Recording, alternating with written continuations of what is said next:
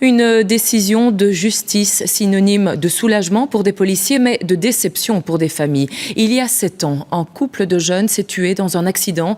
C'était au terme d'une course-poursuite avec la police. 3 policiers étaient alors condamnés pour homicide involontaire. Aujourd'hui, lors du procès en appel, 2 d'entre eux ont été acquittés et le 3e voit sa peine allégée. Caroline Hack, Mikali Georgiadis et Mélanie Juris. Geste de soulagement pour le seul policier présent à l'audience ce matin.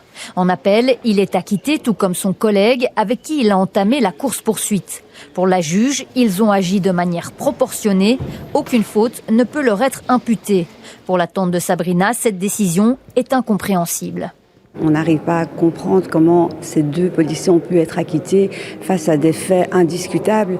Ils sont coupables d'homicide involontaire, mais ils sont coupables. Et ça, ce sont des faits objectifs qui le démontrent.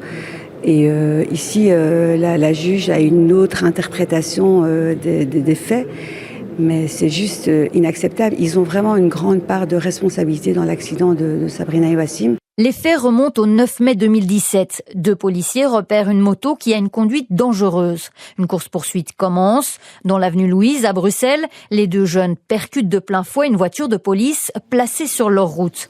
Le policier qui a pris cette initiative, sans en informer ses collègues, est condamné à 6 mois de prison avec sursis.